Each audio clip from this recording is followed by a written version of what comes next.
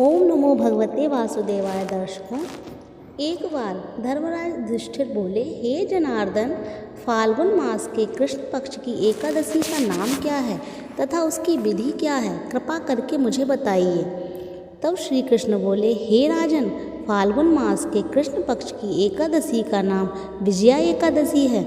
इसके व्रत के प्रभाव से मनुष्य को विजय प्राप्त होती है। यह सब व्रतों में उत्तम व्रत है। इस विजया एकादशी के महात्मा के श्रवण व पठन से समस्त पाप नाश हो सकते हैं। एक समय देवर्षि नारद जी ने जगत पिता ब्रह्मा जी से कहा, महाराज, आप मुझसे फाल्गुन मास के कृष्ण पक्ष की एकादशी का विधान बताइए। ब्रह्मा जी कहने लगे कि हे नारद, विजया एकादशी का जो व्रत पुराने और नए पापों का नाश करने वाला है।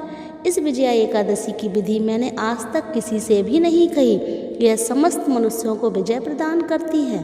त्रेता युग में मर्यादा पुरुषोत्तम श्री रामचंद्र जी को जब 14 वर्ष का वनवास हो गया, तब वे श्री लक्ष्मण तथा सीता जी सहित पंचवटी में निवास करने लगे।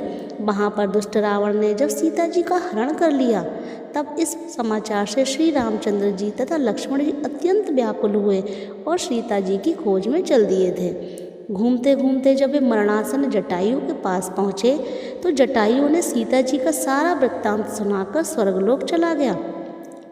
कुछ आगे जाकर उनकी सुग्रीव से मित्रता हुई और बाली का वध किया। हनुमान जी ने लंका में जाकर सीता जी का पता लगाया और उनसे श्री रामचंद्र जी और सुग्रीव जी की मित्रता का वर्णन किया। वहाँ से लौटकर हनुमान जी ने भगवान राम के पास आकर सब समाचार कहे। श्री रामचंद्र जी ने वानर सेना सहित सुग्रीव की संपत्ति से लंका को प्रस्थान किया। जब श्री रामचंद्र जी समुद्र के किनारे पहुँचे, तब उन्होंने मगरमच्छ आदि से युक्त उस अगाध समुद्र को देखकर लक्ष्मण जी से कहा कि इस समुद्र को हम किस प्रकार पार करेंगे। श्री लक्ष्मण जी ने कहा, हे मर्यादा पुरुषोत्तम प्रभु, आप आदि पुरुष हैं, सब कुछ जानते हैं। यहाँ से आधा योजन दूर पर कुमारी द्वीप में वक्दालभ्य नाम के मुनि रहते हैं। उन्होंने अनेक ब्रह्मा देखे हैं। आप उनके पास जाकर इसका उपाय पूछिए।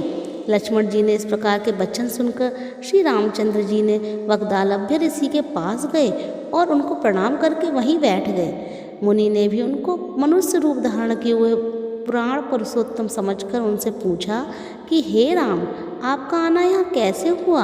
रामचंद्र जी कहने लगे कि हे ऋषि, मैं अपनी सेना सहित यहाँ आया हूँ और राक्षसों को जीतने के लिए लंका जा रहा हूँ। कृपा करके आप समुद्र पार करने का कोई उपाय बताइए। मैं इसी कारण आपके पास आया हूँ। वक्दालभ्य ऋषि बोले कि हे राम, फाल्गुन मास के कृष्ण पक्ष की एकादशी का उत्तम व्रत करने से निश्चय ही आपकी विजय होगी। साथ ही आप समुद्र भी अवश्य पार कर लेंगे। इस व्रत की विधि यह है कि दशमी के दिन स्वर्ण, चांदी, तावा या मिट्टी का एक घड़ा बनाएं। उस घड़े को जल से भरकर तथा 5 पल्लव रख वेदिका पर स्थापित करें।